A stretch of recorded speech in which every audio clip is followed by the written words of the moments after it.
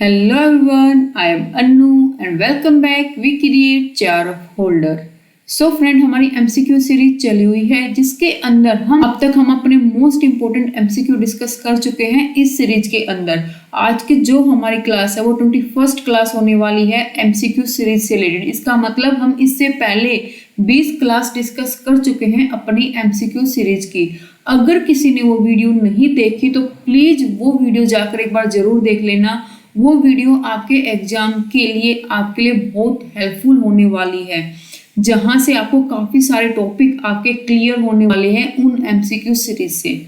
और जो आज का टॉपिक है वो हमारा रहेगा इकोनॉमिक पॉलिसी से रिलेटेड और हमारा कंज्यूमर प्रोटेक्शन एक्ट से रिलेटेड। तो ये टॉपिक रहेंगे जिससे रिलेटेड हम आज की क्लास में अपने MCQ डिस्कस करेंगे।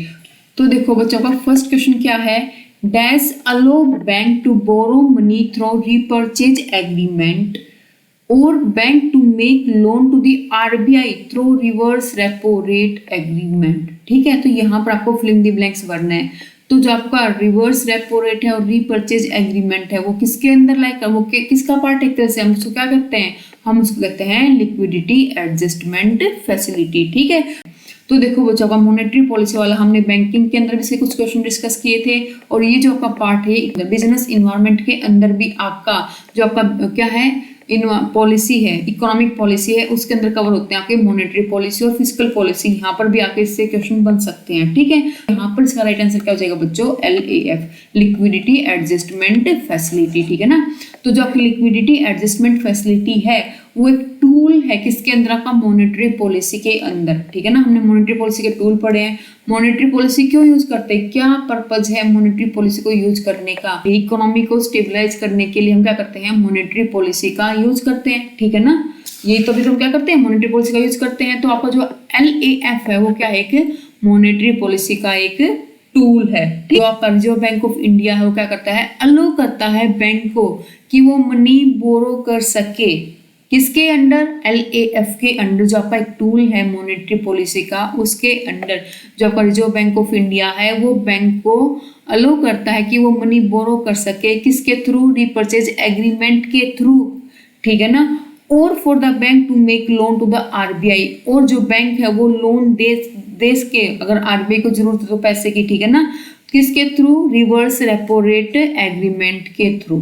ठीक है, दिस अरेंजमेंट जो अरेंजमेंट की गई है रेपो रेट और रिवर्स रेपो रेट, ये क्यों करते हैं? ये इसलिए किया जाता है कि जो मैनेज कर सके, जो लिक्विडिटी प्रेशर क्रिएट हो रखा है उसको अरेंजमेंट उसको मैनेज कर सके, इसलिए ये सब कुछ किया जाता है। And assure basic stability in financial market, और फाइनेंशियल मार्केट के अंदर स्टेबिलिटी बनाकर रख सके। ठीक है ना, मेन पर्पज क्या आपकी मॉनेटरी पॉलिसी के टूल का? इकोनॉमी के अंदर स्टेबिलिटी बना के रखना। ठीक है ना, तो आपके जो रेपो रेट है, reverse repo rate high down किसके अकॉर्डिंग होते हैं कि क्या स्टेबिलिटी बनी हुई है, क्या सिचुएशन है हमारी इकोनॉमी के अंदर।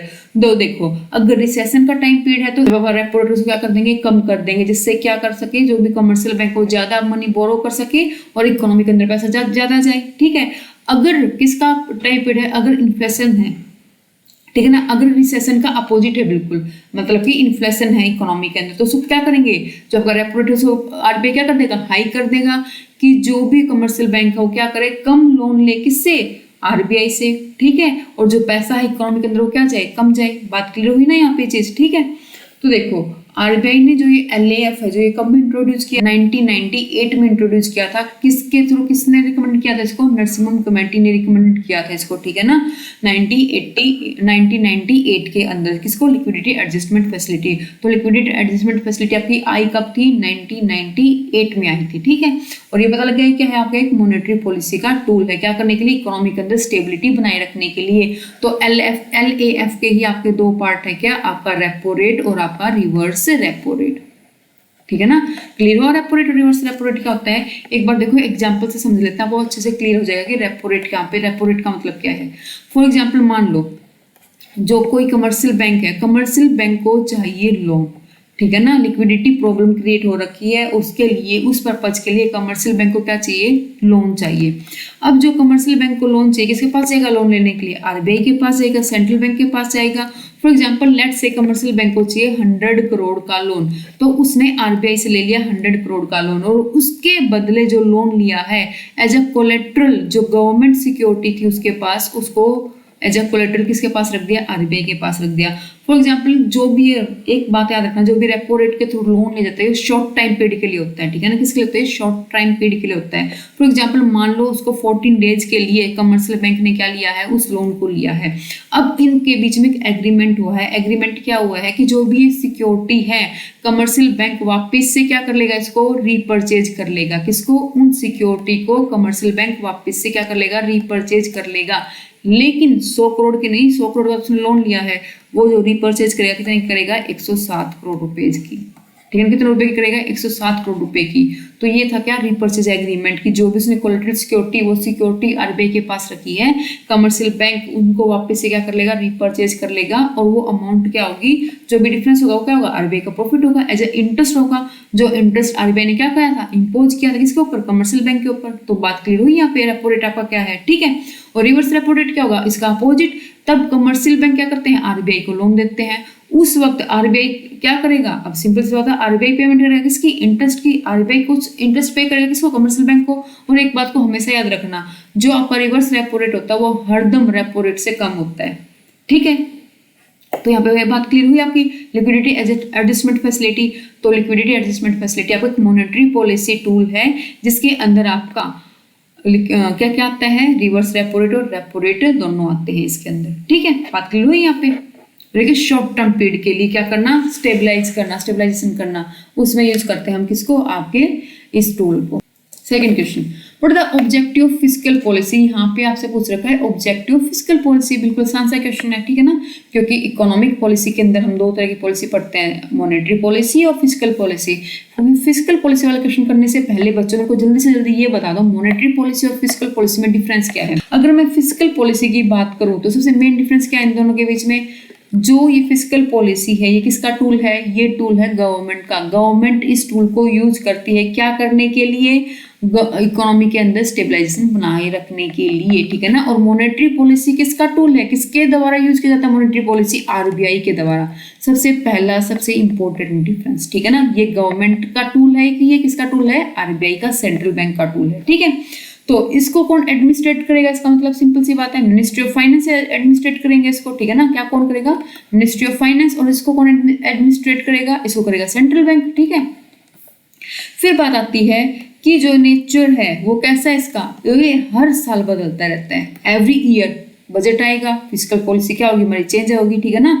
तो हर साल क्या होगा, फिस्कल पॉलिसी हमारी क्या होगी, चेंज होगी। अगर मैं मॉनेटरी पॉलिसी की बात करती हूँ तो किसके ऊपर डिपेंड है, आपका जो रेपो रेट है, रिवर्स रेपो रेट है, इनमें चेंज आना, कम होना इनका, ठीक है ना, या फिर आपका जो बैंक रेट है इनमें कम आना, चेंज आना, ये किसके ऊपर डिपेंड है कि इकोनॉमी कैसी है हमारी, ठीक है ना, इकोनॉमी का स्टेटस कैसा है। तो इकोनॉमी के स्टेटस के ऊपर डिपेंड करता है हमारा क्या, मॉनेटरी पॉलिसी, ठीक है। बात क्लियर हुई।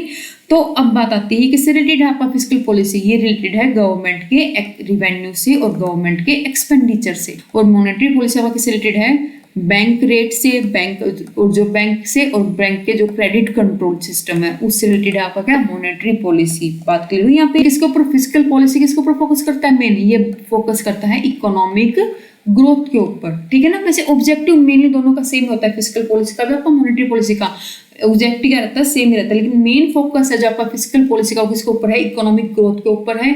और जो मॉनेटरी पॉलिसी है उसका मेन फोकस किसके ऊपर है, इकोनॉमिक स्टेबिलिटी के ऊपर। किसके ऊपर उसका मेन फोकस, इकोनॉमिक स्टेबिलिटी के ऊपर उसका क्या है, मेन फोकस है। इस बात को याद रखना, ठीक है। लेकिन एक चीज और, फिस्कल पॉलिसी के अंदर गवर्नमेंट का इन्फ्लुएंस रहेगा, पॉलिटिकल इन्फ्लुएंस रहेगा, लेकिन मॉनेटरी पॉलिसी के अंदर कोई भी पॉलिटिकल इन्फ्लुएंस नहीं रहता, ठीक है। तो ये मेन डिफरेंस था फिस्कल पॉलिसी और मॉनेटरी पॉलिसी के अंदर। आई थिंक आप लोगों को क्लियर हो चुका होगा, ठीक है। अब देख लेते हैं क्या क्या ऑब्जेक्टिव आपका फिस्कल पॉलिसी का। तो देखो, मेंटेन करके रखना क्या, फुल एम्प्लॉयमेंट, क्या ये ऑब्जेक्टिव है फिस्कल पॉलिसी का, बिल्कुल करेक्ट, ये ऑब्जेक्टिव है। और हाँ, साथ साथ ही मॉनेटरी पॉलिसी के भी ऑब्जेक्टिव हैं, क्योंकि जो हमारा ऑब्जेक्टिव रहता है मॉनेटरी पॉलिसी और फिस्कल पॉलिसी का कहीं ना कहीं सेम रहता है, ठीक है ना। बस डिफरेंस इतना कि वो इकोनॉमिक ग्रोथ के ऊपर फोकस करता है और इकोनॉमिक स्टेबिलिटी के ऊपर फोकस करता है। दोनों साइमल्टेनियसली चलते हैं, दोनों साथ साथ चलेंगे, ठीक है ना। अगर फिस्कल पॉलिसी में चेंज होगा तो मॉनेटरी पॉलिसी में भी कहीं ना कहीं उसका इफेक्ट देखने को मिलेगा, दोनों साथ साथ चलते हैं। हमारा इकोनॉमिक फिजिकल पॉलिसी और कौन सा मॉनेटरी पॉलिसी। तो ये इकोनॉमिक ग्रोथ और इकोनॉमिक स्टेबिलिटी के ऊपर, लेकिन जो ऑब्जेक्टिव कहीं ना कहीं दोनों के क्या रहते हैं, सेम रहते हैं। ठीक है, ये क्या करता है, स्टेबलाइज करता है प्राइस लेवल को, ये भी ऑब्जेक्टिव फिजिकल पॉलिसी का। ठीक है ना, अगर मान लो प्राइस अप डाउन होते रहेंगे तो क्या स्टेबिलिटी रहेगी इकोनॉमी के अंदर? बिल्कुल भी नहीं। तो फिजिकल पॉलिसी का एक मेन ऑब्जेक्टिव क्या है, प्राइस लेवल को स्टेबल करके रखना। ठीक है ना, ये ना हो कि आज प्राइस कुछ हो रहा है, 2 दिन बाद प्राइस क्या हाई हो जाए इतने ज्यादा। ठीक है, तो ऐसा कुछ ना हो, वो मेन ऑब्जेक्टिव रहेगा हमारे किसका, हमारे फिजिकल और मॉनेटरी पॉलिसी का। स्टेबलाइज करना क्या, growth rate of the economy, economy के अंदर जो ग्रोथ रेट है उसको स्टेबलाइज करना, ये भी एक मेन ऑब्जेक्टिव होता है हमारा किसका, फिजिकल पॉलिसी का। तो यहाँ पर बच्चों जब आंसर होंगे क्या होंगे, फर्स्ट सेकंड थर्ड तीनों आपके क्या होंगे, राइट हैं। तीनों आपके क्या है, ऑब्जेक्टिव किसके, फिजिकल पॉलिसी के। तो बात क्लियर हुआ, तो यहाँ पर डी क्या हो जाएगा, राइट आंसर हो जाएगा। तो सेकंड क्वेश्चन क्लियर यहाँ पे सभी बच्चों को अच्छे से। ठीक है, वेरी गुड। अब देखो यहाँ पे ऑब्जेक्टिव लिख रखेंगे, क्या क्या ऑब्जेक्टिव है आपके किसके, फिजिकल पॉलिसी का। तो देखो सबसे पहले तो लिख रखा क्या, फुल एम्प्लॉयमेंट मेंटेन करके रखना, हमारा फर्स्ट ऑब्जेक्टिव। ठीक है ना, प्राइस लेवल के अंदर स्टेबिलिटी रखना, इकोनॉमी रेट जो हमारा ग्रोथ रेट है उसके अंदर क्या रखना, स्टेबिलिटी रखना, मेंटेन रखना इक्विलिब्रियम किसके अंदर, हमारी बीओपी के अंदर इक्विलिब्रियम को मेंटेन रखना, ये भी हमारा फिजिकल पॉलिसी का एक ऑब्जेक्टिव है। ठीक है, इकोनॉमिक डेवलपमेंट को क्या करना, प्रमोट करना, ये भी हमारे एक फिजिकल पॉलिसी का क्या है, ऑब्जेक्टिव। तो इनको याद रखना। ठीक है, ये हमारे क्या है, मेन ऑब्जेक्टिव किसके, फिजिकल पॉलिसी के। अब आता है आपका थर्ड क्वेश्चन क्या है, which the following are the tool of qualitative measure. कौन सा इसके अंदर से टूल है आपका किसका, क्वालिटेटिव मेजर का। तो यहाँ पर आपसे क्वालिटेटिव मेजर का टूल पूछ रखा है, तो क्वालिटेटिव मेजर आपका किसका पार्ट है, आपका मॉनेटरी पॉलिसी का पार्ट है। ठीक है ना, आपका किसका पार्ट है, मॉनेटरी पॉलिसी का पार्ट है आपका क्या, आपका क्वालिटेटिव टूल, जिसके अंदर हम टू टाइप्स ऑफ टूल पढ़ते हैं जो क्या करते हैं, हेल्प करते हैं क्रेडिट को कंट्रोल करने में। ठीक है, तो वहां पे हम 2 टाइप्स के मेजर पढ़ते हैं, क्वालिटेटिव और क्वांटिटेटिव। तो ये आपके मोस्ट इंपोर्टेंट है, कई बार क्वेश्चन बन चुका है आपके एग्जाम के अंदर क्वालिटेटिव और क्वांटिटेटिव मेजर से।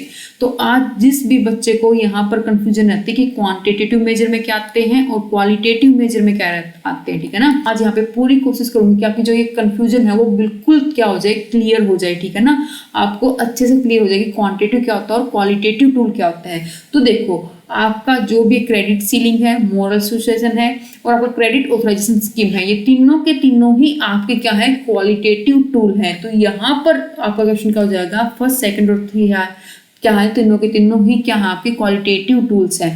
अब डिफ्रेंशिएट करते हैं क्वालिटेटिव और क्वांटिटेटिव टूल्स में डिफरेंस क्या होता है, कि इनको क्यों क्वांटिटेटिव टूल के अंदर रखा गया, उनको क्यों क्वालिटेटिव टूल के अंदर रखा गया। तो देखो बच्चों, जो आपका क्वांटिटेटिव टूल है ना क्रेडिट को कंट्रोल करने के लिए, जिसको हम क्वांटिटेटिव क्रेडिट कंट्रोल भी बोल देते हैं और क्वालिटेटिव क्रेडिट कंट्रोल भी बोल देते हैं। ठीक है, तो क्वांटिटेटिव की बातें क्या होते हैं, जनरल टूल होते हैं या फिर मैं कह लूँ एक तरह से इनडायरेक्ट टूल होते हैं। इनको हम इनडायरेक्ट टूल भी कह सकते हैं, इनको हम जनरल टूल भी कह सकते हैं। ठीक है ना, और जो आपके क्वालिटेटिव टूल है बच्चों, उन क्वालिटेटिव टूल को मैं स्पेसिफिक टूल या फिर डायरेक्ट टूल भी कह सकते हैं। ठीक है ना, क्वालिटेटिव टूल को स्पेसिफिक और डायरेक्ट टूल भी कह सकते हैं, क्वांटिटेटिव को जनरल टूल और इनडायरेक्ट टूल भी कह सकते हैं। ऐसा क्यों, क्योंकि देखो क्वालिटेटिव है ना, जो कौन से वाले क्वालिटेटिव, जिसको मैं स्पेसिफिक और डायरेक्ट टूल कहती हूँ, वो डायरेक्टली इफेक्ट डालते हैं किसी भी चीज के ऊपर। अगर आरबीआई चेंज करता है क्वालिटेटिव टूल के अंदर, तो डायरेक्टली इफेक्ट डालेंगे उस पर्टिकुलर सेक्टर के ऊपर। ठीक है ना, इसलिए इसको मैंने डायरेक्ट टूल भी कहा, स्पेसिफिक मतलब स्पेसिफिक सेक्टर के ऊपर क्या करा, इफेक्ट डाला, इसलिए इसको स्पेसिफिक टूल भी कहा। लेकिन क्वांटिटी टूल जनरल टूल होते हैं, इनडायरेक्ट होता है, मतलब जर्नल टूल होते हैं और इनडायरेक्ट टूल होते हैं, मतलब कि वो एक स्पेसिफिक सेक्टर के ऊपर इफेक्ट नहीं डालेंगे, वो डायरेक्टली उस सेक्टर के ऊपर इफेक्ट नहीं डालेंगे, वो पर्टिकुलर पूरी केस के ऊपर, पूरी इकोनॉमी के ऊपर क्या करेगा, उसका इफेक्ट पड़ेगा। ठीक है ना, धीरे धीरे एकदम से उस पर्टिकुलर सेक्टर के ऊपर उसका इफेक्ट नहीं पड़ेगा। ठीक है, तो अब देखो मैं आपको एग्जाम्पल देके बताती हूँ इनके सभी के, और फिर क्लियर करना कि हाँ ये टूल क्या है, स्पेसिफिक टूल एक पर्टिकुलर सेक्टर के ऊपर क्या करते हैं, डायरेक्टली इफेक्ट डालते हैं आपके क्वालिटेटिव टूल, और क्वांटिटी टूल क्या है, जनरल टूल है और इनडायरेक्ट टूल है, किसी पर्टिकुलर सेक्टर के ऊपर इफेक्ट नहीं डालते। देखो एग्जाम्पल के थ्रू उनको समझते हैं। आपकी क्वांटिटेटिव क्रेडिट कंट्रोल है और जब क्वालिटेटिव टूल है, तो क्वांटिटेटिव के अंदर सबसे पहले हमने क्या पढ़े हैं, हम लोगों ने रिवर्स रिजर्व रेट के अंदर आपका क्या कहते हैं, CRR और SLR। ठीक है ना, CRR आपका क्या, कैश रिजर्व रेशियो। ठीक है ना, जो पैसा कमर्शियल बैंक को किसके पास रखना पड़ता है, आरबीआई के पास रखना पड़ता है, वो आपका क्या है, CRR cash reserve ratio. SLR जो लिक्विड फॉर्म में हर एक बैंक को, हर एक कमर्शियल बैंक को, हर एक बैंक को अपने पास जो पैसा रखना पड़ता है लिक्विड फॉर्म में, उसको कहते हैं SLR, एक कुछ परसेंटेज, ठीक है, उसको क्या कहेंगे स्ट्रेचड लिक्विडिटी रेशियो। बात क्लियर हुई। और SLR किसकी फॉर्म में हो सकता है, हर कमर्शियल किसी भी बैंक के पास है, कैश की फॉर्म में हो सकता है, गोल्ड की फॉर्म में हो सकता है और गवर्नमेंट सिक्योरिटी की फॉर्म में हो सकता है। इन 3 फॉर्म में SLR बैंक अपने पास रख सकता है, ठीक है ना। वो क्या होगा आपके रिजर्व रेशियो, कौन कौन सी, CRR और SLR, ये क्लियर हुआ यहाँ पे। तो देखो अगर CRR और SLR के अंदर चेंज इंक्रीज करते हैं फिर डिक्रीज करते हैं, क्या वो किसी पर्टिकुलर स्पेसिफिक सेक्टर के ऊपर इफेक्ट डालेंगे? बिल्कुल भी नहीं ना, पूरी इकोनॉमी के ऊपर उसका असर देखने को मिलेगा ना। इसलिए इसको हमने क्या कहा, specific journal tool, indirect tool या फिर क्वांटिटेटिव क्रेडिट कंट्रोल, ठीक है, बात क्लियर हुई यहाँ पे। ठीक है, फिर सेकंड क्या आपका ओपन मार्केट ऑपरेशन या फिर मार्केट स्टेबलाइजेशन स्कीम। अब ये ओपन मार्केट ऑपरेशन क्या होते हैं, जहां पर इकोनॉमी को कंट्रोल करने के लिए अगर मान लो इन्फ्लेशन है, अगर मान लो क्या कहा मैंने, इन्फ्लेशन है, तो इन्फ्लेशन में क्या है, इसका मतलब हर एक चीज महंगी हो रखी है, तो उस केस में सेंट्रल बैंक क्या करना चाहेगी कि जो पैसा है इकोनॉमी के अंदर वो कम हो जाए, उसको सॉक करेगी, ठीक है ना, उसको एब्जॉर्ब कर लेगी उस पैसे को।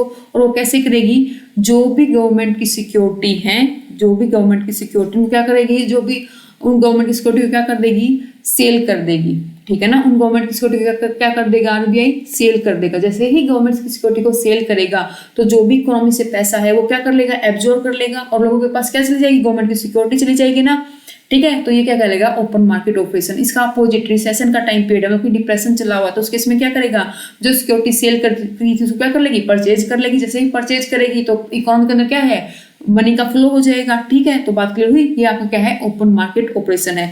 तब क्या करते हैं, गवर्नमेंट सिक्योरिटी को सेल या परचेज किया जाता है, ठीक है ना। गवर्नमेंट खुद क्या करती है, उन सिक्योरिटी को सेल या परचेज करते हैं। अब एक सेकंड और है मार्केट स्टेबलाइजेशन स्कीम।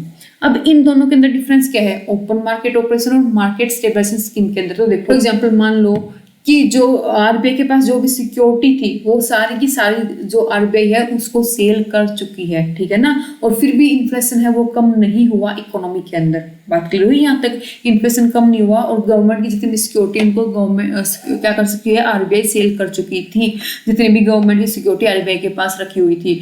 तो अब गवर्नमेंट क्या करेगी कि गवर्नमेंट को मान लो पैसे की रिक्वायरमेंट नहीं है, उसको कोई भी पैसा नहीं चाहिए RBI से, लेकिन फिर भी गवर्नमेंट क्या करती है, कुछ सिक्योरिटी किसको देती है, RBI को देती है, क्या करने के लिए, सेल करने के लिए। लेकिन यहाँ पे जो गवर्नमेंट है उसको रिक्वायरमेंट नहीं है पैसे की, लेकिन मार्केट के अंदर स्टेबलाइजेशन करने के लिए गवर्नमेंट क्या करती है, इस स्टेप को उठाती है।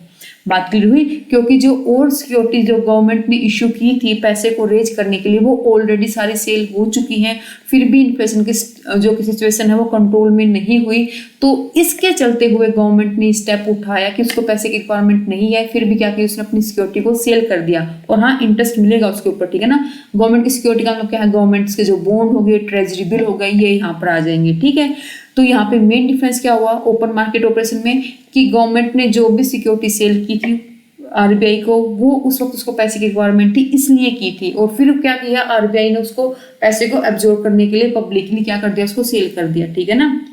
लेकिन मार्केट स्टेबलाइजेशन की स्कीम के अंदर क्या कि गवर्नमेंट को कोई भी नेसेसरी नहीं है पैसे की, लेकिन उसने मार्केट के अंदर स्टेबलाइजेशन बनाने के लिए कुछ सिक्योरिटी को और क्या कर दिया, RBI को दे दिया, क्या करने के लिए, पैसे को एब्जॉर्ब करने के लिए इकोनॉमी से। बात क्लियर हुई, दोनों के अंदर डिफरेंस क्लियर हुआ आपका ओपन मार्केट ऑपरेशन में और मार्केट स्टेबलाइजेशन स्कीम में क्या डिफरेंस है, ठीक है ना, ठीक है। और हाँ अपोजिट भी हो सकता है, परचेज भी किया जा सकता है अगर किसकी सिचुएशन हो, डिफरेंस की सिचुएशन हो, ठीक है। तो बात क्लियर हुई यहाँ पे, और इंटरेस्ट दोनों पे ही मिलेगा। ये मत सोचना कि गवर्नमेंट ने क्या किया है, सिर्फ स्टेबिलिटी बनाने के लिए सिक्योरिटी को इश्यू किया है RBI को, RBI उसको सेल करे, उसके ऊपर कोई भी इंटरेस्ट नहीं मिलेगा, इंटरेस्ट उसके ऊपर भी मिलेगा, ठीक है ना, दोनों के ऊपर क्या मिलेगा, इंटरेस्ट मिलेगा।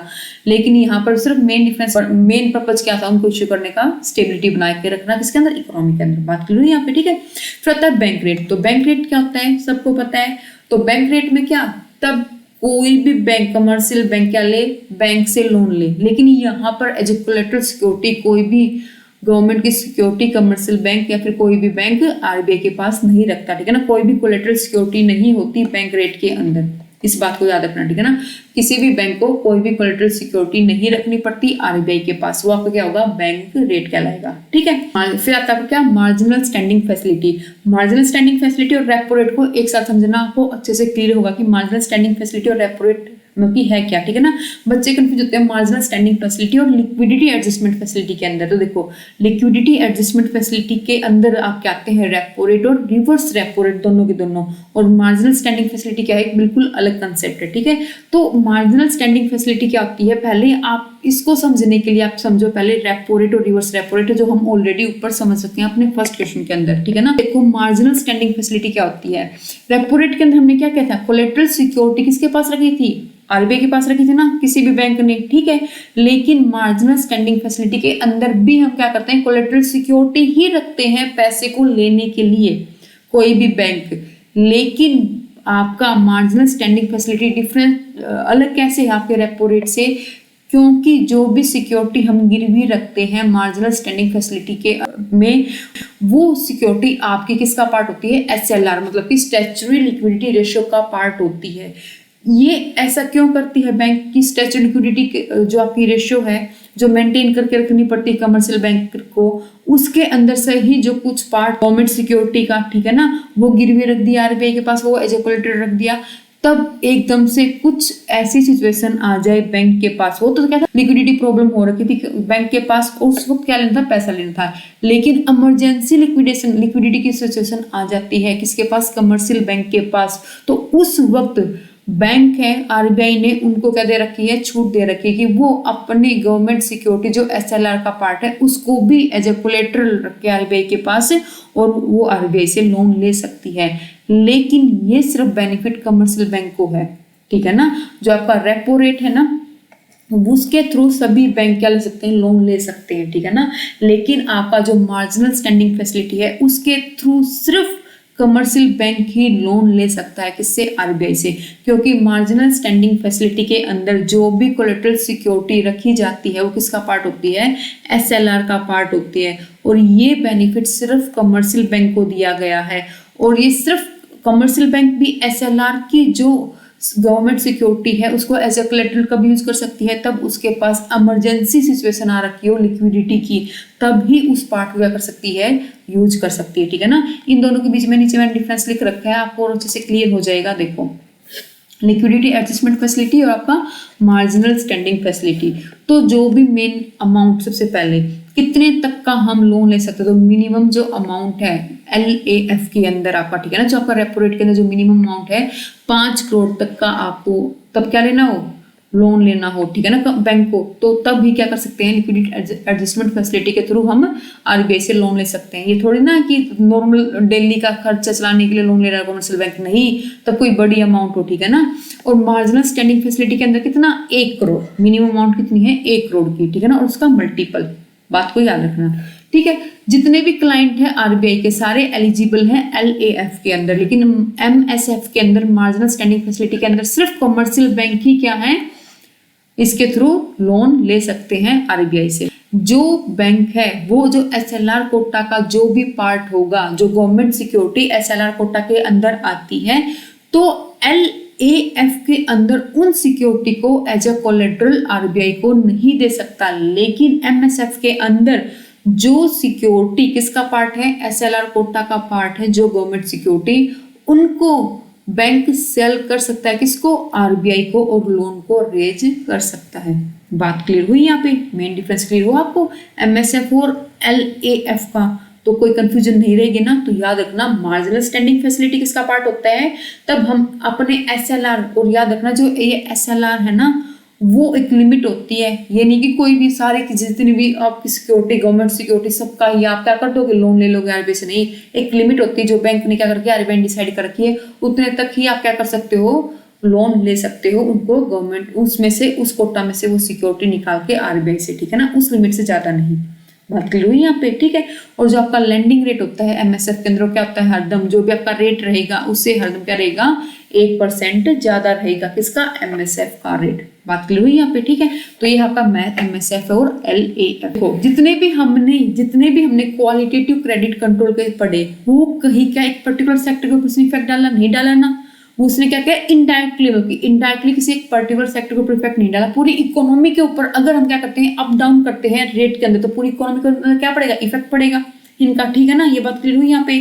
फिर बात आती है क्वालिटेटिव की। क्वालिटेटिव में देखो हमने सिलेक्टिव और उसको डायरेक्ट इफेक्ट क्यों कहा। सबसे पहले आता है आपका सिलेक्टिव क्रेडिट कंट्रोल। तो सबसे पहला इसके अंदर आया था आपका सिलेक्टिव क्रेडिट कंट्रोल। तो सिलेक्टिव क्रेडिट कंट्रोल क्या होता है, जहां पर गवर्नमेंट ने जो भी आरबीआई ने क्या करते सिलेक्ट कर दिया कि आप इस सेक्टर को सिर्फ इतना ही लोन दोगे, इससे ज्यादा लोन नहीं दोगे, ठीक है ना, एक नेगेटिव लिमिट लगा दी कि इससे ज्यादा लोन यहाँ पर इस सेक्टर को आप नहीं दोगे।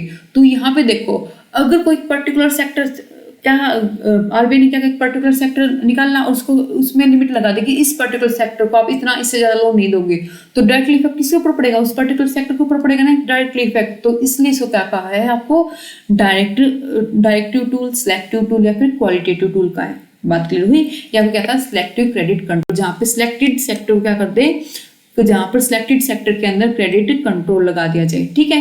फिर आपका प्रायोरिटी सेक्टर लैंडिंग। तो प्रायोरिटी सेक्टर लैंडिंग क्या होता है, जहां पर कुछ सेक्टर डिसाइड कर दिए गए, ये आया सबसे पहले 1968 में, जहां पर मेनली उस वक्त 3 प्रायोरिटी सेक्टर थे, ठीक है ना, जैसे कि एग्रीकल्चर हो गया आपका, कि आप जो ये प्रायोरिटी सेक्टर है इनको कम से कम 40% लोन तो इन सेक्टर को जाएगा, प्रायोरिटी सेक्टर को जाएगा। जितना भी बैंक लोन देंगे उनका 40% लोन किसके पास जाएगा, प्रायोरिटी सेक्टर के पास जाएगा। ये था आपका प्रायोरिटी सेक्टर लैंडिंग, ठीक है ना, जिसके अंदर मेनली 3 थे।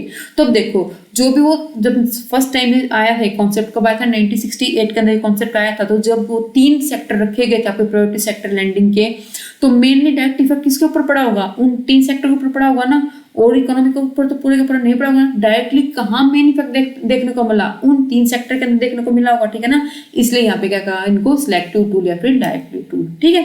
फिर आता है क्रेडिट राशनिंग, कि जहाँ पे एक कोटा डिसाइड कर दिया जाए, फिर राशनिंग डिसाइड कर जाए कि इससे ज्यादा लोन आप इस सेक्टर को नहीं दोगे, ठीक है ना, वो आपको क्या होगा क्रेडिट राशनिंग, कि जहाँ पे अमाउंट फिक्स कर दी जाए, इंफ्रास्ट्रक्चर सेक्टर को आप इतना लोन दोगे, एग्रीकल्चर सेक्टर को आप सिर्फ इतना ही लोन दोगे, ठीक है ना, एक लिमिट लगा दी जाए, वो आपको क्या होगी क्रेडिट राशनिंग होगी, ठीक है।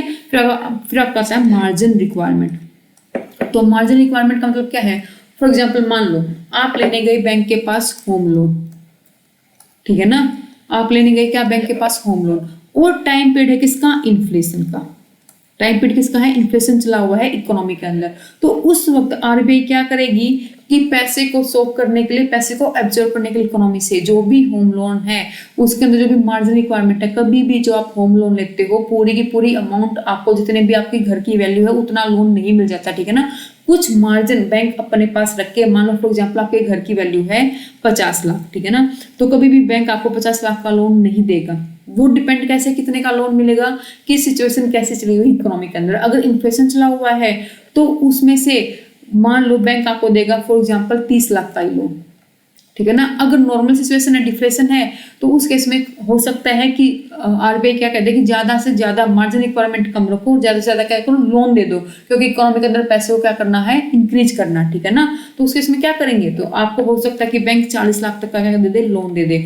तो जो पैसा रखा है ना, जो डिफरेंस है ये 10 लाख का यहाँ पे और कितने का 20 लाख का यहाँ पे, तो ये क्या है, ये डिफरेंस आपका मार्जिन रिक्वायरमेंट, ठीक है ना। कितना मार्जिन रिक्वायरमेंट, तो मार्जिन रिक्वायरमेंट हाई होगा तो इसका मतलब क्या, लोन आपको कम मिलेगा। मार्जिन रिक्वायरमेंट कम होगा तो लोन आपको क्या मिलेगा, ज्यादा मिलेगा, उससे जो आपने एज ए कोलेटरल बैंक के पास रखा है जो भी सिक्योरिटी, ठीक है ना। बात क्लियर हुई यहाँ पे।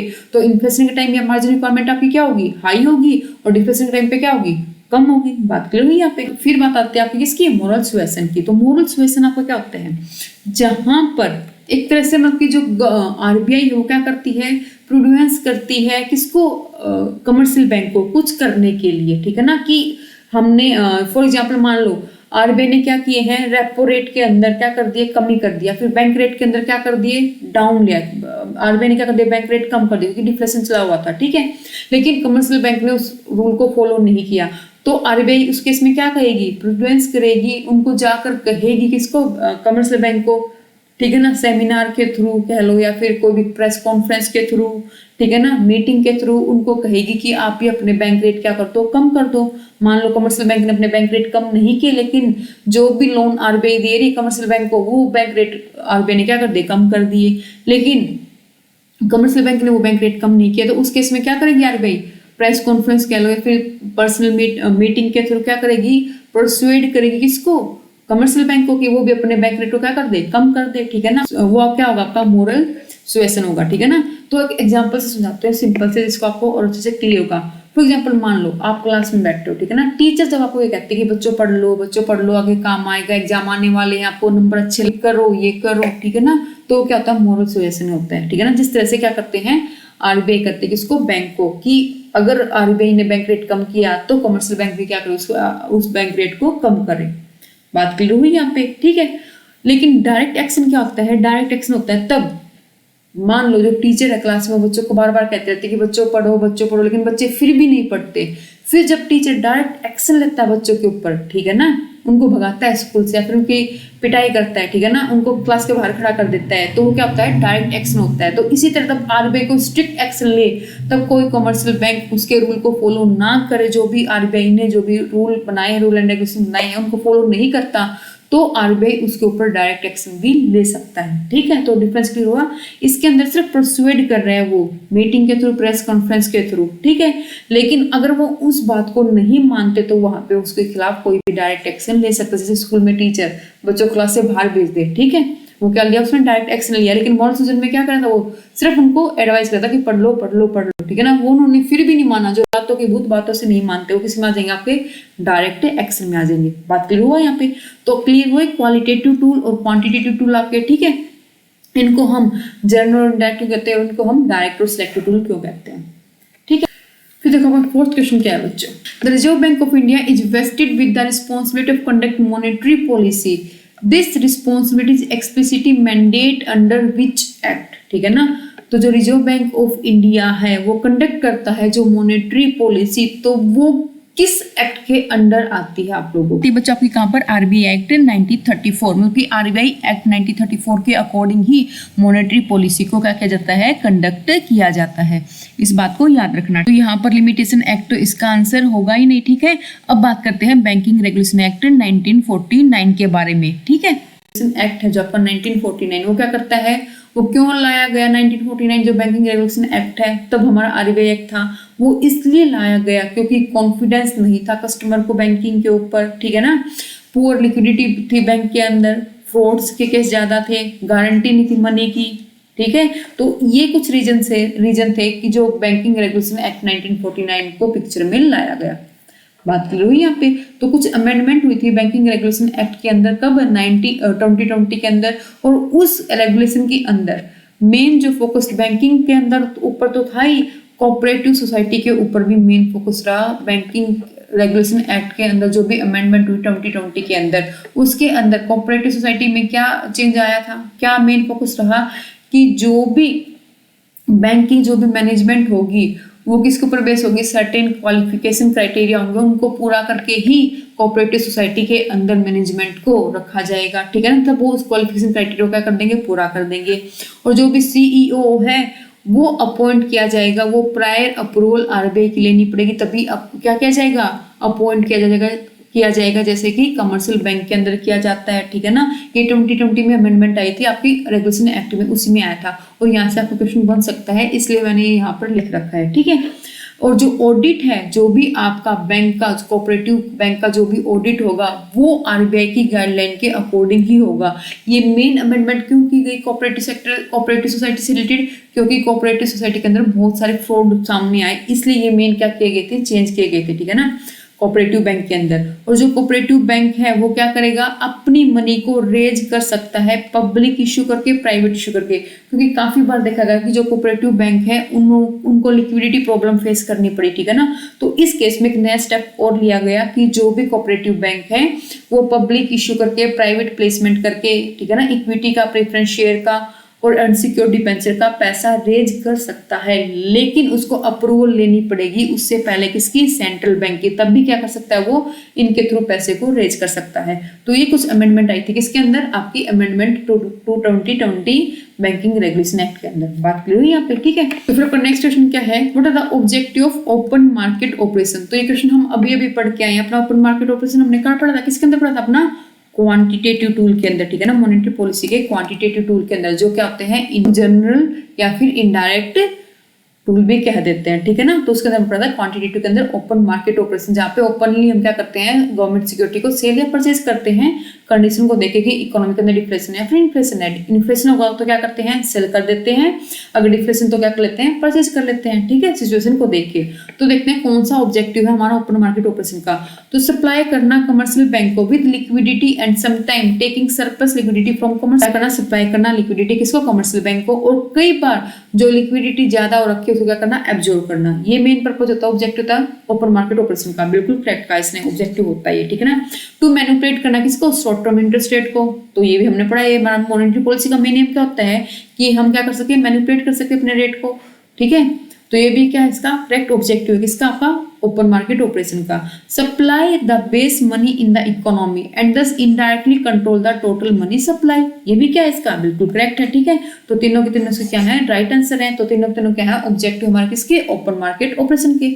ठीक है, फिर आपका 6th क्वेश्चन क्या है, देखो the interest rate at which reserve bank provide overnight liquidity bank against the collateral security. तो सेम क्वेश्चन हमने पढ़ा है, फर्स्ट क्वेश्चन ही उसी से रिलेटेड है। ठीक है ना, तो क्या होता है तब रिजर्व बैंक क्या करता है, ओवरनाइट लिक्विडिटी मतलब कि एक लोन देता है किसको, बैंक को, किसके अगेंस्ट, कोलेटरल सिक्योरिटी, जो कोलेटरल है गवर्नमेंट सिक्योरिटी है उसके अगेंस्ट। ठीक है, और जो किसके अंडर आता है, आपका LAF फैसिलिटी के अंदर आता है, तो हम क्या कहेंगे, रेपो रेट कहेंगे। ठीक है ना, और रिवर्स रेपो रेट कब होता है, तो बैंक देते हैं लोन किसको, RBI को। ठीक है, देखो फर्स्ट क्वेश्चन क्या है, choose the correct statement regarding difference between monetary और फिस्कल पॉलिसी। तो अभी मैं बता के आई थी आपको फर्स्ट क्वेश्चन के अंदर डिफरेंस क्या होता है मॉनेटरी और फिस्कल पॉलिसी में। तो यहाँ पे आपको से डिफरेंस पूछ रखा है, तो अब जल्दी से इसका आंसर दे दो कि क्या डिफरेंस होता है। सबसे पहले दे रखा आपको ऑल ऑफ द गिवन। ठीक है ना, पढ़ तो लेते हैं पहले, तभी तो बताएंगे ऑल ऑफ द गिवन है या फिर नहीं है। तो फर्स्ट आपका क्या है, fiscal policy change every year. Fiscal policy आपकी हर साल चेंज होती है। मॉनेटरी पॉलिसी डिपेंड करती है इसके ऊपर, इकोनॉमिक स्टेटस के ऊपर। बिल्कुल सेम लाइन में आपको लोगों को बताई थी। ठीक है ना, डिफरेंस के अंदर। तो स्टेटमेंट क्या है, बिल्कुल करेक्ट स्टेटमेंट है। Fiscal policy administrate by minister of finance, ये भी हमने पढ़ा था। और ये किसके द्वारा एडमिनिस्ट्रेट की जाती है, सेंट्रल बैंक के द्वारा। अब पढ़ के आए थे ये लगभग। ठीक है, ये भी क्या है, बिल्कुल करेक्ट है। फिस्कल पॉलिसी टूल है किसका, गवर्नमेंट का। ठीक है ना, और जिसकी कैसे यूज करते हैं इसको, tax revenue expenditure policy to effect the economy, where monetary policy are tool used by the central bank के द्वारा यूज किया जाता है टू रेगुलेट, क्या करने के लिए, रेगुलेट करने के लिए money supply in the economy. बिल्कुल करेक्ट, ये भी डिफरेंस हमने पढ़ा था। तो तीनों के तीनों क्या इसके करेक्ट स्टेटमेंट, तीनों डिफरेंस क्या इसके करेक्ट हैं। तो यहाँ पे आपका आंसर क्या हो जाएगा, ऑल ऑफ द गिवन। अब देखो आपका 8th क्वेश्चन क्या है, विच of the following is not an instrument of selective credit control. तो अब तो इसका आंसर बता दो, बिल्कुल अच्छे से पढ़ लिया ना। सिलेक्टिव क्या होता है, और हमारा जो जर्नल क्या होता है, डायरेक्ट होता है, इनडायरेक्ट क्या होता है। तो कौन सा इसमें से इंस्ट्रूमेंट नहीं है सिलेक्टिव क्रेडिट कंट्रोल का, तो जल्दी बताओ कौन सा इंस्ट्रूमेंट नहीं है सिलेक्टिव क्रेडिट कंट्रोल का, जिसको हम क्या कहते हैं, क्वालिटेटिव भी कह देते हैं। ठीक है ना, क्वालिटेटिव भी कह देते हैं। तो क्वालिटेटिव का कौन सा पार्ट नहीं है इसके अंदर से, हमारा कैश जो रेशियो साफ साफ दिख रहा है। ठीक है ना, ये तीनों हमारे किसके पार्ट हैं, क्वालिटेटिव के। ठीक है, तो कैश रेशियो हमारा पे क्या हो जाएगा, मेरा राइट आंसर हो जाएगा। ठीक है, फिर देखो आपका 9th क्वेश्चन क्या है, मार्केट स्टेबलाइजेशन स्कीम जो आपकी MSS है, जो मैंने आपको बताई थी। ठीक है ना, कौन सी स्टेटमेंट करेक्ट है, किससे रिलेटेड, आपकी MSS से रिलेटेड। याद भी करवाया था यहाँ से स्टेबलाइजेशन से, कि तब स्टेबलाइजेशन करने के लिए, स्टेबलाइज करने के लिए किसको, इकोनॉमिक को, तब क्या करते हैं, सिक्योरिटी को इश्यू करता है कौन, गवर्नमेंट। याद आया कुछ, मैंने आप लोगों को बताया था अभी जस्ट थोड़ी देर पहले। ठीक है ना, तब गवर्नमेंट सिक्योरिटी का मेन पर्पज क्या होता है, इश्यू करने का, कि स्टेबलाइज कर सके किसको, लिक्विडिटी मैनेजमेंट को, जो भी इकोनॉमी के अंदर हो रखा है। ठीक है, तो यहाँ से देख लेते हैं कौन सी स्टेटमेंट करेक्ट है आपकी, किससे, MSS से रिलेटेड। तो जो MSS सिक्योरिटी है वो इश्यू की जाती है किसको, RBI को। ठीक है ना, with the stock of security for liquidity management. ये सिर्फ RBI को इसलिए इश्यू की जाती है कि जो लिक्विडिटी मैनेजमेंट है उसको किया जा सके। बिल्कुल बात करेक्ट कही इसने। ठीक है ना, इसलिए हम क्या करते हैं, RBI को इश्यू करते हैं, क्योंकि यहाँ पे हमारा मेन पर्पज इन सिक्योरिटी को इश्यू करने का, जो गवर्नमेंट का मेन पर्पज है, वो कोई पैसे को इकट्ठा करना नहीं है। यहाँ पर गवर्नमेंट को पैसे की रिक्वायरमेंट नहीं है, सिर्फ इसलिए इश्यू किया है गवर्नमेंट ने ये सिक्योरिटी, कि मैनेजमेंट कर सके किसकी, लिक्विडिटी मैनेजमेंट कर सके। ठीक है, तो ये स्टेटमेंट क्या है यहाँ पे मेरी, बिल्कुल करेक्ट स्टेटमेंट है। ठीक है, फिर देखो आपकी नेक्स्ट स्टेटमेंट क्या है बच्चों, MSS security are not issue to meet government expenditure. ये भी बात बिल्कुल ठीक है, क्योंकि जो MSS सिक्योरिटी जो इश्यू की है गवर्नमेंट ने, मैंने आपको इतनी बार बता चुकी थी, गवर्नमेंट ने वो इसलिए इश्यू नहीं की कि वो अपने एक्सपेंडिचर को मीट कर सके, वो सिर्फ इसलिए इश्यू की है कि जो इकोनॉमी के अंदर स्टेबिलिटी है उसको बनाए रखे। ठीक है ना, तो ये स्टेटमेंट भी यहाँ पे क्या है, बिल्कुल करेक्ट स्टेटमेंट है। गवर्नमेंट पे इंटरेस्ट, और गवर्नमेंट क्या करती है, इंटरेस्ट पे करती है। मैंने आप लोगों को बताया था कि चाहे गवर्नमेंट ने उसको बिना एक्सपेंडिचर को मीट करने के लिए क्या कर दिया, इश्यू कर दिया। मेन पर्पज यहाँ पे क्या था कि स्टेबिलिटी बनाए रखे, ठीक है ना, मेन पर्पज ये था। फिर भी क्या कर दिया गवर्नमेंट ने उसको इश्यू कर दिया, लेकिन फिर भी क्या करेगी, वो जो बॉन्ड इश्यू किए हैं मार्केट स्टेबलाइजेशन सिक्योरिटी के अगेंस्ट, उन बॉन्ड के ऊपर इंटरेस्ट गवर्नमेंट पे करेगी। ये बात इसने बिल्कुल करेक्ट कही है, ठीक है ना। तो यहाँ पे ऑल स्टेटमेंट मेरी क्या है, बिल्कुल करेक्ट स्टेटमेंट है, ठीक है। तो क्लियर हुआ 9th क्वेश्चन में अच्छे से। फिर देखो आपका 10th क्वेश्चन क्या है आपका, 10th क्वेश्चन आपका असर्शन और रीजन से। तो देखते हैं कि क्या दे रखा आपको असर्शन और क्या दे रखा है रीजन के अंदर। तो देखो अंडर एसएलआर नॉर्म जो आपका स्टैट्यूटरी लिक्विडिटी नॉर्म है, उसके under RBI require bank to hold a certain share.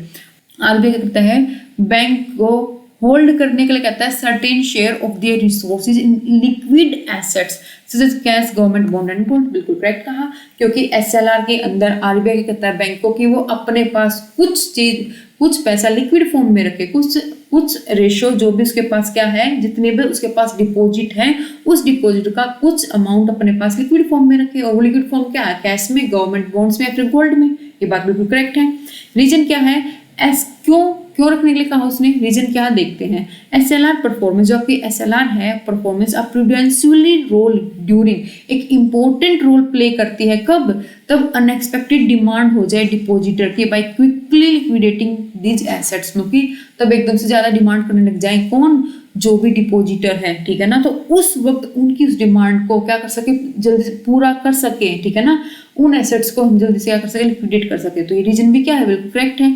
इसलिए क्या करते हैं, हर एक बैंक अपने पास इतना, गवर्नमेंट क्या करती है, आरबीआई क्या कहते हैं, उनको एक एसएलआर की अमाउंट इतनी परसेंटेज अपने पास बना के रखो, ठीक है ना, यही रीजन होता है, ठीक है। तो यहाँ पे रीजन भी क्या है, बिल्कुल करेक्ट है। तो यहाँ पे मेरा आंसर क्या हो जाएगा, both assertion reason correct and the right explanation. बात क्लियर हुई। तो यहाँ पे मेरा ए क्या हो जाएगा, राइट आंसर हो जाएगा। तो क्लियर हुआ 10th क्वेश्चन से सबको, ठीक है। फिर देखो बट 11th क्वेश्चन क्या है, 11th क्वेश्चन भी आपका कहाँ से है, असर्शन और रीजन से है। देखो तो यहाँ पे असर्शन रीजन किसका, आपका फिस्कल पॉलिसी का। तो क्या क्वेश्चन क्या रखा है, डिस्क्रिशनरी फिस्कल पॉलिसी, क्योंकि जो आपकी फिस्कल पॉलिसी होती है डिस्क्रिशनरी फिस्कल पॉलिसी, और एक होती है आपकी नॉन डिस्क्रिशनरी फिस्कल पॉलिसी, ठीक है ना। तो आपकी देखते हैं फिस्कल पॉलिसीज में क्या कह रखा और क्या नहीं कह रखा, ठीक कह रखा है फिर नहीं कह रखा। तो इसने क्या कह रखा है कि जो डिस्क्रिशनरी फिस्कल पॉलिसी है, इसका मतलब कि गवर्नमेंट क्या करती है, डेलिब्रेटली एक्शन लेती है, क्या करने के लिए, फिक्स करने के लिए इकोनॉमिक के प्रॉब्लम को, ठीक है ना। तो ये बिल्कुल बात इसने करेक्ट कही है, क्योंकि डेलिब्रेटली मतलब कि अपनी इच्छा से गवर्नमेंट क्या करती है, कुछ इकोनॉमी पॉलिसी के अंदर चेंज करती है, ठीक है ना, अपनी इच्छा से इकोनॉमी पॉलिसी के अंदर चेंज करती है, तब गवर्नमेंट उसको ही मैं डिस्क्रिशनरी फिस्कल पॉलिसी भी कह देती हूँ, ठीक है ना। और जो ये एक्शन लेती है वो आपका एक्सपेंशनरी, ठीक है ना, एक्सपेंशनरी या फिर कॉन्ट्रैक्शनरी किसी भी फॉर्म में हो सकता है। एक्सपेंशनरी का मतलब क्या, एक्सपेंशनरी का मतलब यहाँ पे क्या होगा, तब एक्सपेंड करना हो, ठीक है ना, तब डिफ्लेशन चला हुआ है तो ज्यादा पैसा लाना है, ठीक है ना, उसको क्या कहेंगे एक्सपेंशनरी पॉलिसी। और कॉन्ट्रैक्शनरी क्या मतलब क्या, तो है इन्फ्लेशन का टाइम पर चला हुआ इकोनॉमी के अंदर, तो उसको क्या करना है, पैसा कम करना है, रिड्यूस करना है। तो उस वक्त जो भी पॉलिसी, जो भी मेजर एडॉप्ट किए जाएंगे वो कौन से होंगे, आपके कॉन्ट्रैक्शनरी, ठीक है ना। तो ये बात इसने बिल्कुल करेक्ट कहा है कि जो डिस्क्रिशनरी फिस्कल पॉलिसी है उसका मतलब क्या है, गवर्नमेंट डेलिब्रेटली अपनी इच्छा से एक्शन लेती है, क्या करने के लिए, फिक्स करने के लिए इकोनॉमी की प्रॉब्लम को। और वो एक्सपेंशनरी और कॉन्ट्रैक्शनरी फॉर्म में हो सकते हैं, किसी भी फॉर्म के अंदर भी, ठीक है। आगे क्या कहा इसने, non discretionary fiscal policy mean automatic stabiliser.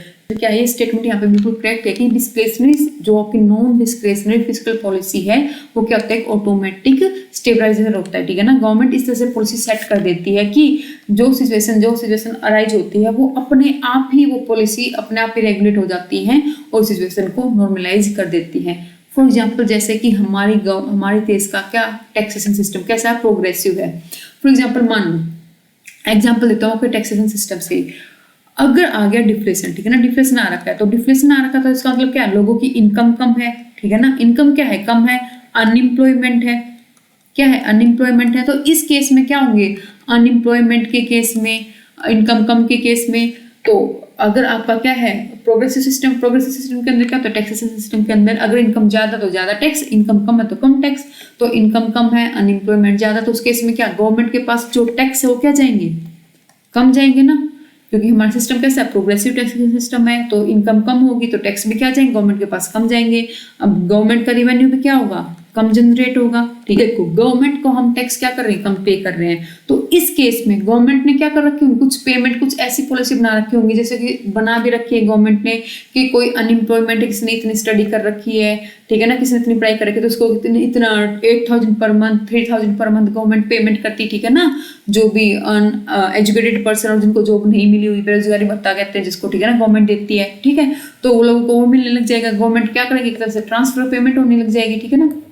तो क्या होगी, ट्रांसफर पेमेंट होगी, लोगों को क्या मिलेगी, पेमेंट मिलेगी गवर्नमेंट की तरफ से। गवर्नमेंट के एक्सपेंडिचर क्या हो जाएंगे, इंक्रीज हो जाएंगे। तो अब जो लोगों को ट्रांसफर पेमेंट, जो पेमेंट मिलेगी गवर्नमेंट की तरफ से, और टैक्स क्या जा रहा है गवर्नमेंट के पास, कम जा रहा है। तो लोगों के पास अब फॉर एग्जांपल मान लो 100% इनकम से मान लो पहले 30% क्या जाता, टैक्स जा रहा था, ठीक है ना। इनकम कितनी बची, सिर्फ 70% इनकम बची। अब 100% इनकम में से सिर्फ 10% क्या जा रहा है, टैक्स जा रहा है गवर्नमेंट के पास, क्योंकि इनकम लोगों की क्या हो रखी है, कम हो रखी है। तो टैक्स भी क्या जाएगा, क्योंकि टैक्सेशन सिस्टम कैसा प्रोग्रेसिव है, तो टैक्स क्या जाएगा गवर्नमेंट के पास, कम जाएगा। तो 90% इनकम तो लोगों के पास बची ना।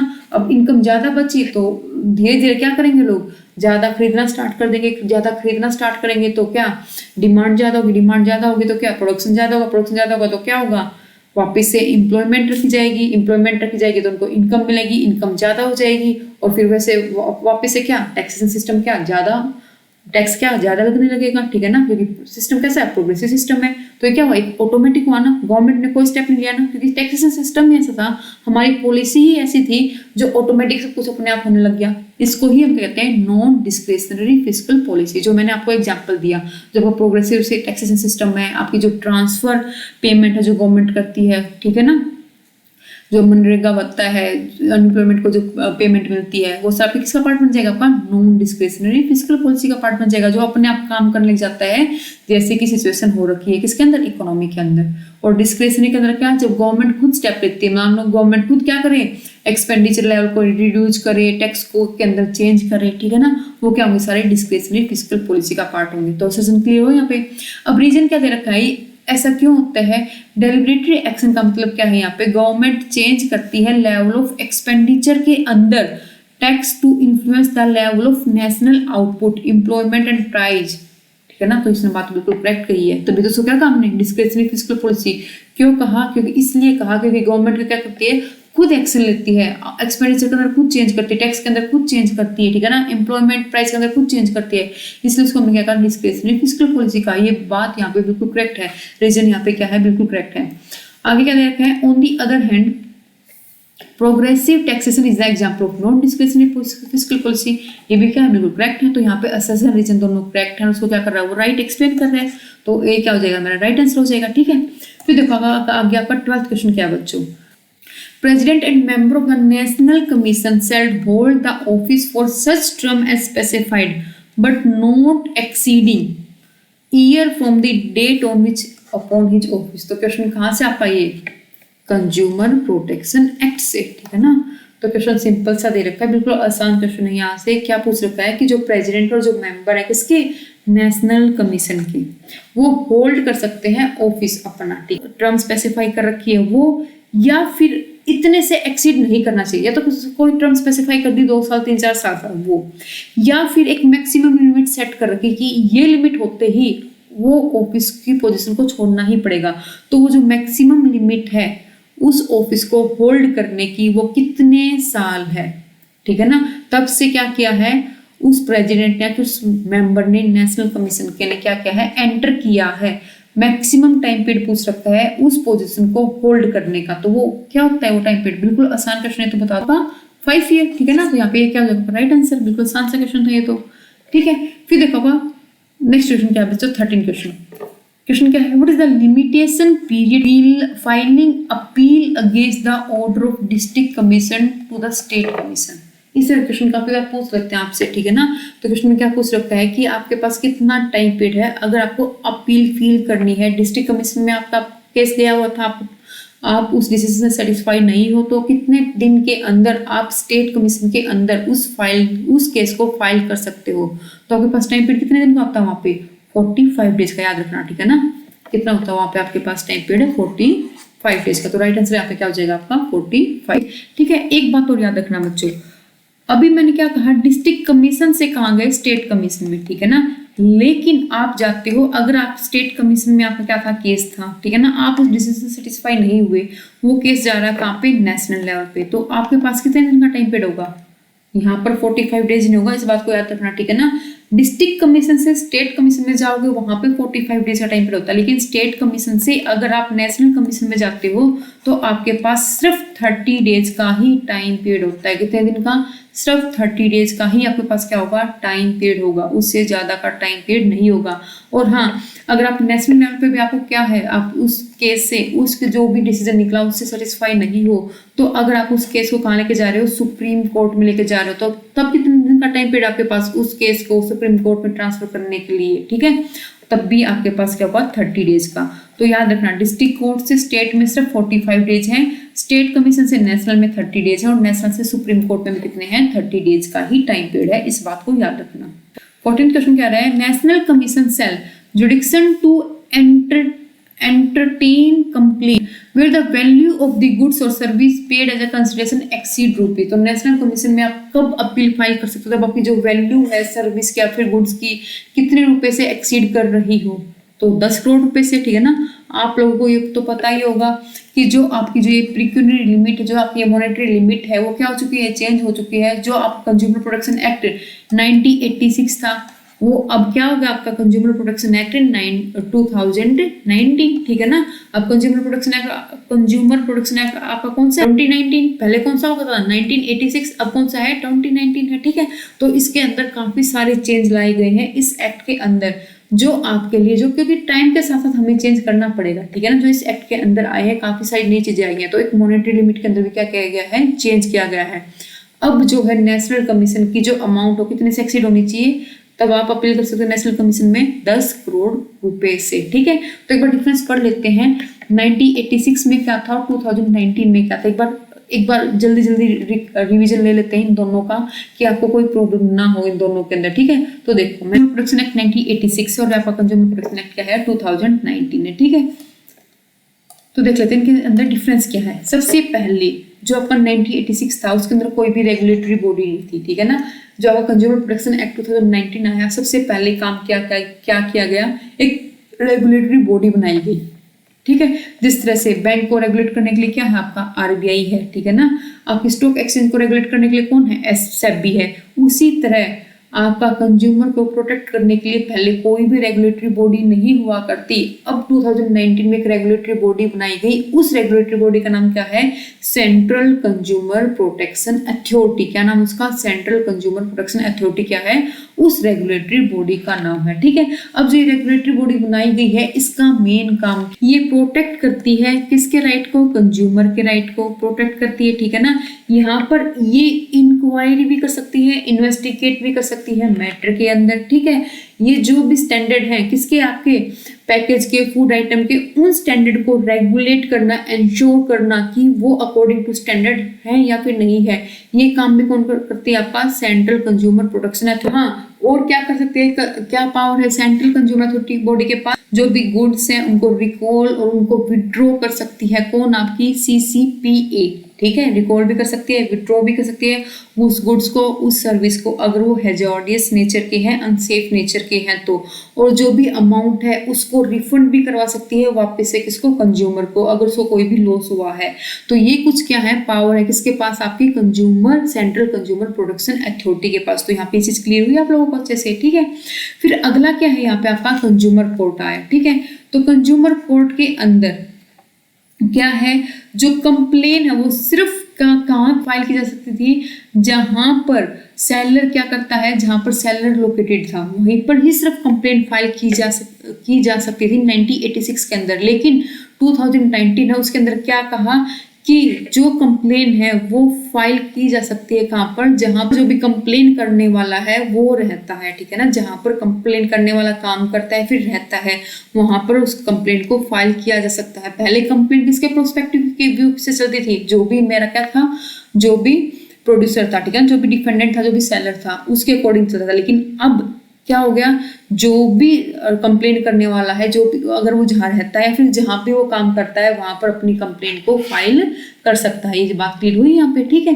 फिर बात आती है किसकी, प्रोडक्ट लाइबिलिटी की। अब प्रोडक्ट लाइबिलिटी का मतलब क्या है, प्रोडक्ट लाइबिलिटी के जो फर्स्ट वाला था उसके अंदर कोई भी प्रोविजन नहीं था किससे रिलेटेड, आपका प्रोडक्ट लाइबिलिटी से रिलेटेड। जो 2019 है वहां पे एक कॉन्सेप्ट आया किसका, प्रोडक्ट लाइबिलिटी का। तो इसका मतलब क्या है, जो भी आपका कंज्यूमर है वो क्या कर सकता है, कंपनसेशन ले सकता है जो जिसको हार्म हुआ है उस प्रोडक्ट से, उस सर्विस से, ठीक है ना। तो यहाँ पे जो आपकी प्रोडक्ट लाइबिलिटी है वो किसके अगेंस्ट की जा सकती है, वो मैन्युफैक्चरर के अगेंस्ट भी की जा सकती है, वो जो सर्विस प्रोवाइड की है उसके अगेंस्ट भी की जा सकती है, सेलर के अगेंस्ट भी ये क्या कह सकता है, ये प्रोडक्ट लाइबिलिटी की जा सकती है, ठीक है ना। जहाँ पे क्या मिलता है, कंपनसेशन मिलता है किसको, जो भी पर्सन है जिसको हार्म हुआ है उस सर्विस से या फिर उस गुड से, ठीक है ना, by providing one of the several specified condition in this act, ठीक है ना, इस एक्ट के अकॉर्डिंग, ठीक है ना। जो भी कंडीशन क्या कर रखी, स्पेसिफाई कर रखी है अलग अलग, उसके अकॉर्डिंग उसको वो उसका जो भी कंपनसेशन है मिल जाएगा किसको, कंज्यूमर को। तो ये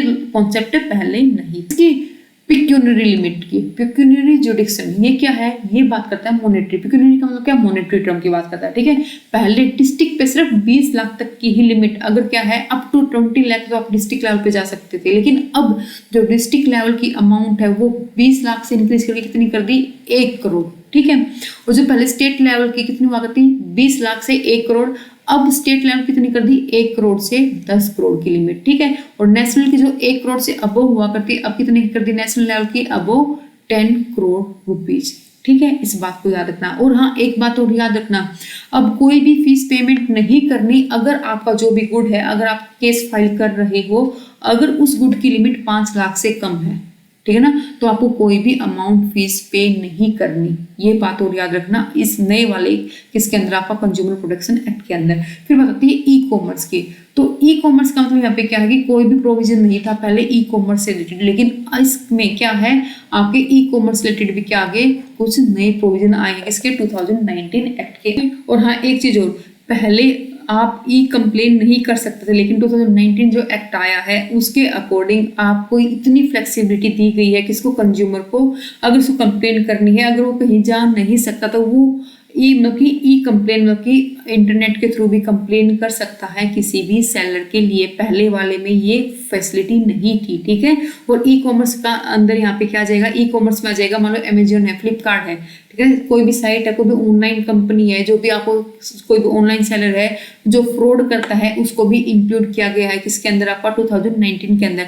लेकिन पहले ये नहीं था क्योंकि 1986 वाला एक्ट था, वो इतना पहले था, तो उस वक्त ई ट्रेडिंग हुआ ही नहीं करती वहां पे। कब सोच के देखो 1986 में कहाँ ऑनलाइन शॉपिंग होती होगी, ठीक है ना। तो जैसे जैसे टाइम चेंज होता है तो उसके अकॉर्डिंग ही क्या करते हैं, एक्ट के अंदर चेंज करते हैं। आज के टाइम क्या है, मोस्टली हम क्या करते हैं, सारी ऑनलाइन शॉपिंग करते हैं, तो इसलिए ई कॉमर्स को भी क्या किया गया, ई सेलिंग को भी इंक्लूड किया गया किसके अंदर, कंज्यूमर प्रोटेक्शन एक्ट के अंदर। तो बात को याद रखना, ठीक है। अब बात किसकी, आपकी मीडिएशन सेल की। तो जो मीडिएशन सेल को इंक्लूड किया गया है 2019 एक्ट के अंदर, लेकिन ये पहले नहीं हुआ करता आपका मीडिएशन सेल। तो मीडिएशन सेल का मतलब क्या है कि जो आपका कोर्ट है ना, उसके अलावा भी आपके हर एक कोर्ट के पास क्या होगी, एक मीडिएशन सेल होगी। एक मीडिएशन सेल अटैच होगी डिस्ट्रिक्ट के साथ भी, स्टेट के साथ भी, और नेशनल कमीशन के साथ भी। ये क्या होगी, मीडिएशन सेल क्या होगी, अटैच होगी, ठीक है ना। मान लो आप कोर्ट में जो भी आप कमीशन के अंदर, national commission, district commission, state commission के अंदर नहीं जाना चाहते, आप क्या चाहते हो कि दोनों ही मिलकर, जो भी सेलर है और जो भी क्या है कंज्यूमर है, दोनों बैठ के क्या कर ले, प्रॉब्लम को सोल्व कर लेते हैं। उनके लिए एक मीडिएशन सेल अलग से बनाई गई है, ठीक है। लेकिन एक बात को याद रखना कि जो भी डिसीजन होगा उसको चैलेंज नहीं कर सकते। जो भी डिसीजन आएगा किससे निकल के, मीडिएशन सेल से निकल के। ये स्टेप क्यों लिया गया, क्योंकि इतने सारे केस पहले से ही पेंडिंग है डिस्ट्रिक्ट, स्टेट, नेशनल कमीशन के अंदर। तो कुछ केस क्या हो जाए, कम हो जाए, जो भी कुछ प्रॉब्लम पहले ही सोल्व हो जाए, इसलिए जो मीडिएशन सेल का स्टेप है लिया गया।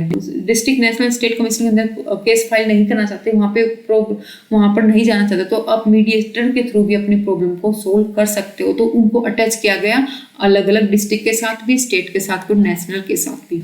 एक चीज और आई है इसके अंदर, एक इंपॉर्टेंट चीज और जो इसके अंदर नहीं मेंशन कर रखी, वो क्या है, आपकी एडवर्टीजमेंट पेनल्टी।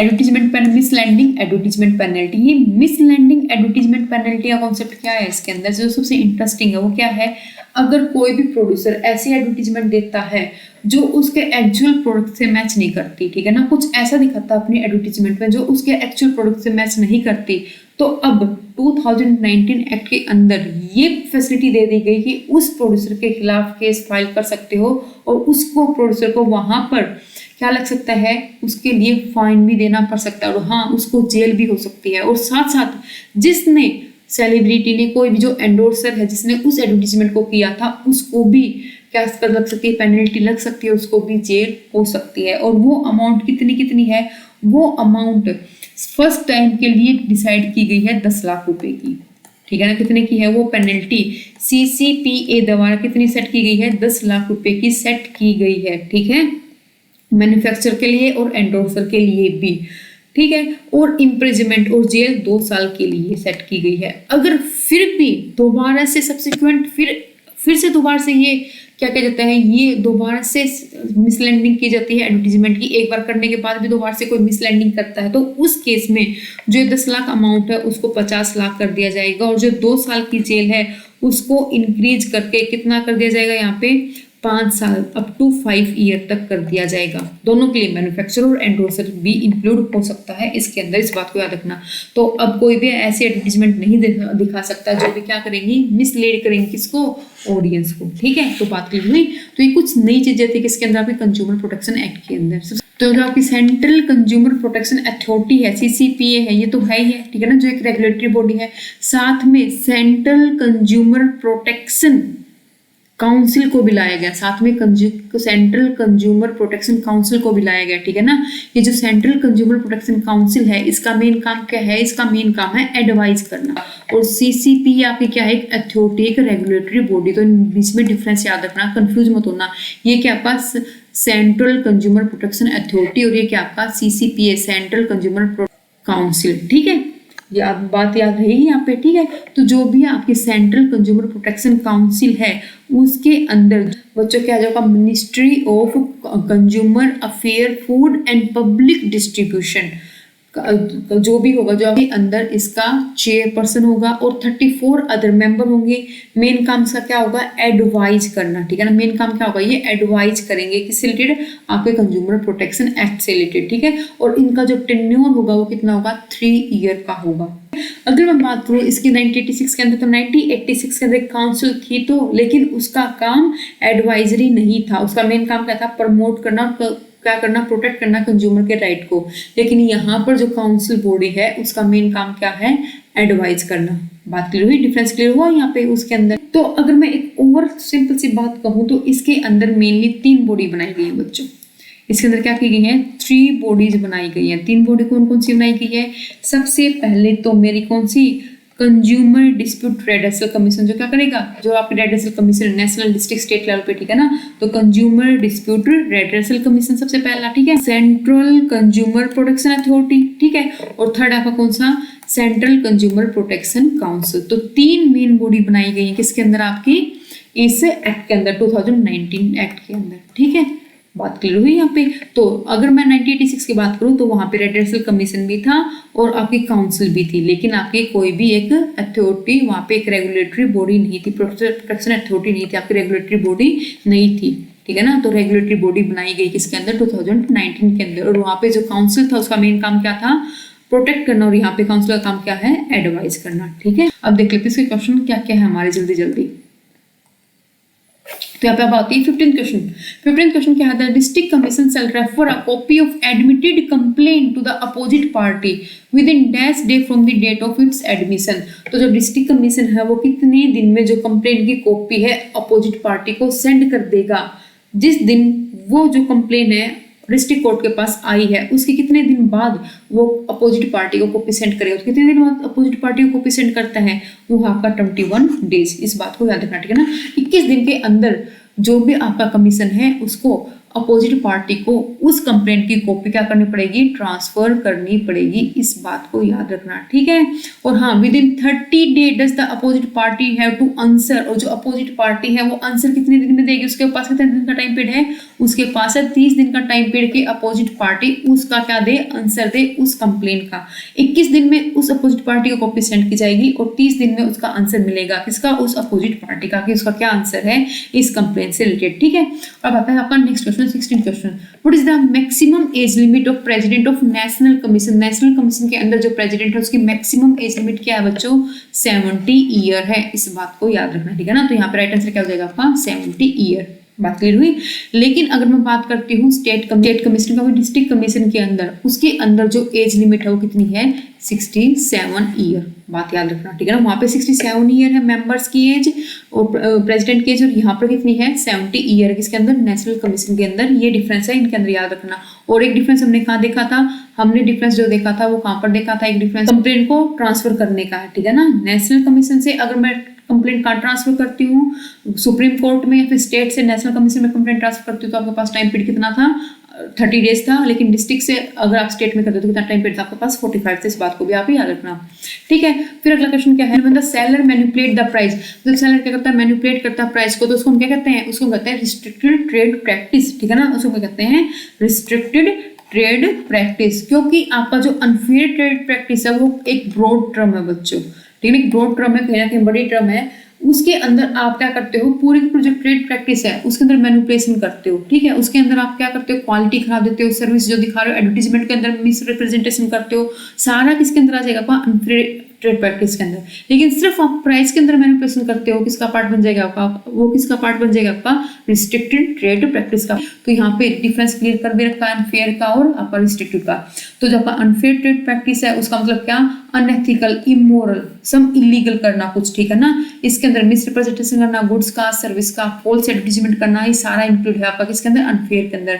लेकिन रिस्ट्रिक्टिव ट्रेड प्रैक्टिस जो कहाँ डिफाइन किया गया है आपका, सेक्शन 2(1) के अंदर, कंज्यूमर प्रोटेक्शन एक्ट के अंदर। उसके अंदर क्या दिखा रखा कि मैनिपुलेट करना किसके अंदर, प्राइस के अंदर, ठीक है ना। वहाँ पर क्या है, रिस्ट्रिक्टिव ट्रेड प्रैक्टिस है। इस बात को क्लियर रख लिया। आपका नेक्स्ट क्वेश्चन क्या है, 18th question, a complaint relating to which among of the following can forwarded either in writing or in electronic mode to any one of the authority namely district. मतलब तब आप क्या करते हो, कंप्लेंट, कोई भी कंप्लेंट फाइल करते हो रिटर्न फॉर्म में या फिर इलेक्ट्रॉनिक मोड में, ठीक है ना। किसी भी डिस्ट्रिक्ट कलेक्टर को या फिर कमिश्नर को या फिर किसी भी रीजनल ऑफिस के अंदर या फिर किसी भी सेंट्रल अथॉरिटी को, तो उस केस में वो कंप्लेंट किससे रिलेटेड होनी चाहिए, वो वॉयलेशन ऑफ कंज्यूमर राइट से रिलेटेड कंप्लेंट होनी चाहिए, अनफेयर ट्रेड प्रैक्टिस से रिलेटेड कंप्लेंट होनी चाहिए, या फिर फॉल्स और मिसलैंडिंग एडवर्टीजमेंट से रिलेटेड कंप्लेंट होनी चाहिए। तो वो तीनों की तीनों कंप्लेंट हो सकती है।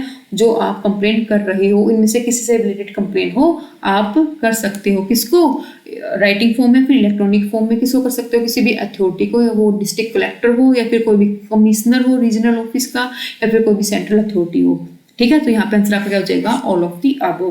फिर आपका 19th क्वेश्चन क्या है, district commission shall have jurisdiction to entertain the complaint where the value of good or service in the consideration does not exceed.